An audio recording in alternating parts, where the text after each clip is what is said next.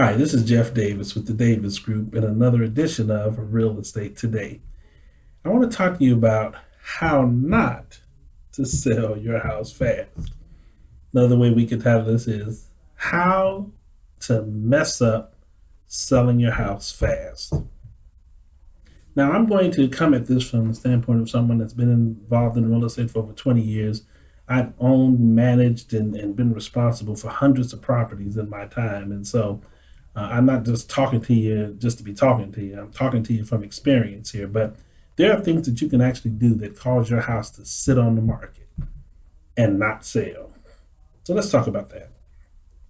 First of all, as a seller, understand the last thing you want your house to do is sit on the market and not sell.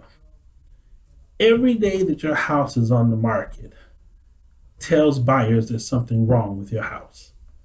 When you go to a house and you're a buyer and you look at it and you ask the realtor how long it's been on the market, he checks with the MLS and he says, oh, it's been on the market 150 days. That's 5 months. The first thought going through that buyer's head is, man, why hasn't this house sold? They start looking for what's wrong with your house. If you want to have your house not sell, give people reasons to question whether or not your house is a good house to buy. So being on the market too long hurts you. Second thing, overpricing the house. Now I'm here in the California market, and I've had some people refer to this as the land of la because you'll have prices that just don't make sense. And it's very hard when you come from other parts of the country and you look at real estate, then you come to California and you try to figure this out. But the fact of the matter is that if you want your property to not sell, then overprice it.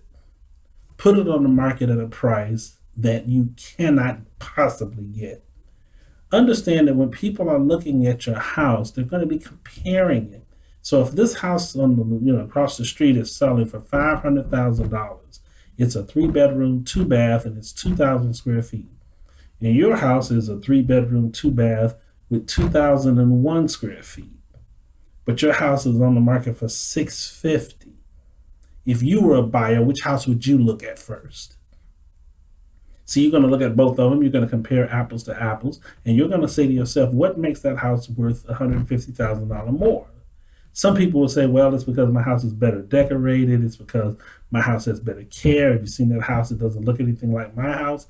But the question you have to ask yourself is, are all of those things worth $150,000 to the buyer?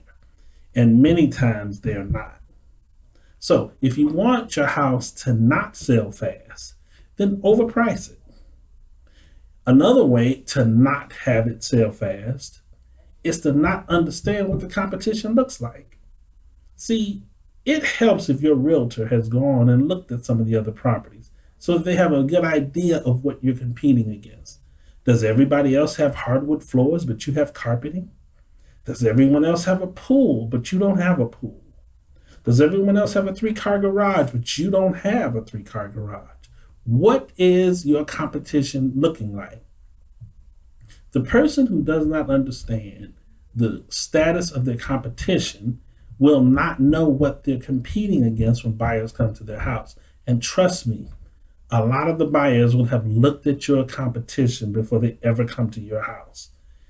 Luckily, you can do the same thing. You can go online, you can look at Zillow, you can look at different websites, and you can find out what some of your competition looks like so that you also have an idea in terms of pricing.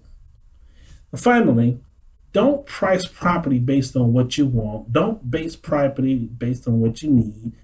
Price property based on its current value. 30 years ago, you could buy a house for $35,000 and $40,000, and it was a good buy. That doesn't apply to a lot of those houses today. Houses that people paid $20,000 for today may be worth $400,000. So you want to make sure that you're comparing apples with apples. Look at where it's at today and price it accordingly.